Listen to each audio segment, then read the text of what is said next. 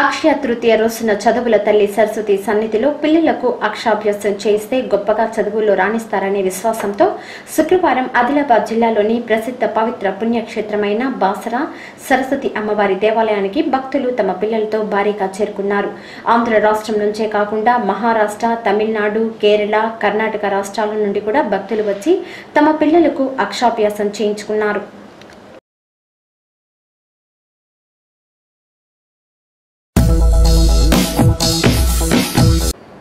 కావలి పట్టణంలోని 3వ వార్డులో తెలుగుదేశం పార్టీ వార్డు నాయకులు సన్నిబోయిన నారాయణరావు, సన్నిబోయిన కమల్ కుమార్, దేవరాల సురేష్, విజయ్ కుమార్, గుత్తికొండ కిషోర్, శ్రీనివాసులతో పాటు కార్యకర్తలు, అభిమానులు, మైనారిటీ నాయకులు ఇంటింటికి తిరిగి ప్రచారాన్ని నిర్వహించారు.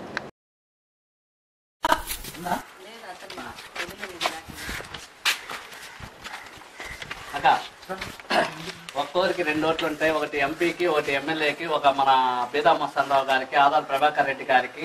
మంచి వ్యక్తులు, అందుబాటులో ఉండే వ్యక్తి. మా ప్రతిపక్షంలో ఉంటూ కూడా 500 కోట్ల రూపాయల నిధులు తీసుకుని వచ్చి మన కావలి నియోజకవర్గాన్ని కూడా చాలా డెవలప్మెంట్ చేశారు. కంపల్సరీ సైకిల్ గుర్తుకు ఓటేసి గెలిపించండి. నిరుద్యోగ సమస్య తీరాలన్నా కానీ ప్రతి ఇంట్లో ఉద్యోగం, చదువు ప్లస్ ప్రతి ఒక్క ఆడపిల్లకి కూడా మళ్ళా నిధులు కూడా చాలా వచ్చున్నాయి.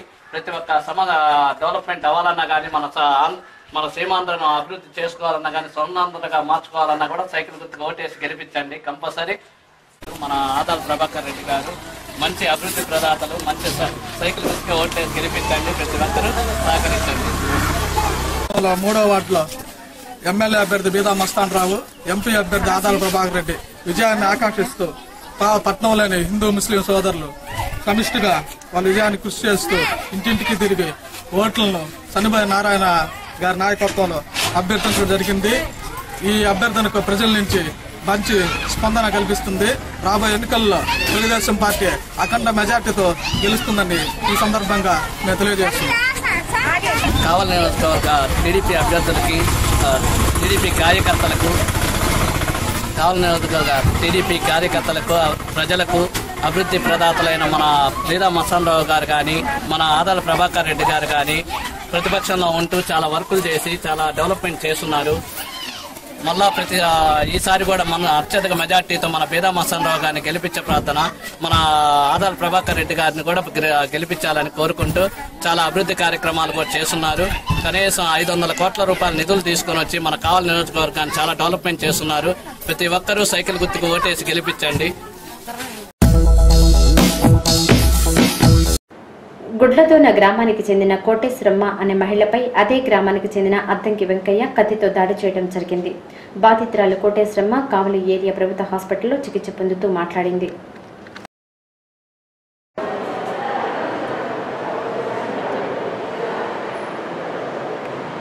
ఏం జరిగిందమ్మా? ఇంట్లో పడుకోని తెచ్చి కొట్టుకొని వచ్చి బలవంతంగా కొట్టుకొని నాకు వచ్చి కత్తి తీసుకున్నాము. ఎవరు మీ ఊరు? ఎవరు? అద్దంకి అంకయ్య, మా పొలవాడ. దేనికి కొట్టాడు అసలు? కారణం ఏంది? కారణం ఏమన్నారు, బర్రెలు కడిగిపోయింది సార్. బర్రెలు కాడ మేము వేరే ఇంటికి మెరాసి ఇంటికి సంవత్సరం నాడు పోతే ఆ మెరాసి ఇంటికి ఎందుకు పోవాలా, మా ఇంటికి ఎందుకు పోవాలా అంటే మా ఇంటికి నువ్వు పోయింది కదా ఆయన. ఆయన కారు తీసుకొని కొట్టాడంట. నాకు తెలవదు, నేను ఇంట్లో ఆయన ఇంట్లో పడుతుంది. దాని నుంచి పట్టుకొని దాన్ని గొడవ చేసింది. బాగా సార్. మీ పేరు? కోటేశ్వరం. తూర్పు గుడ్లు మీది. చేసి కత్తి ఉండి చేతులు కత్తి తీసుకుని వేసాను. నేను అలీగా వచ్చి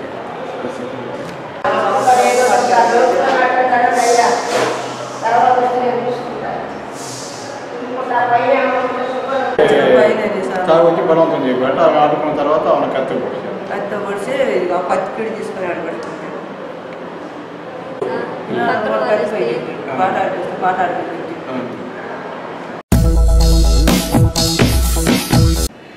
కావలి ఆర్టీఓ కార్యాలయ ప్రాంగణంలోని రెడ్ క్రాస్ భవనంలో నిరుద్యోగులకు పోటీ పరీక్షలకు అవసరమైన తరగతులను నిర్వహిస్తున్నారు. వచ్చి క్రాంతి గౌతమ్, రమేష్ బాబు. క్రాంతి చెప్తున్నా అతను, నేను రీజనింగ్ రమేష్ బాబు. ఇతను భవనం అని ఇక్కడ వర్క్ చేస్తాడు.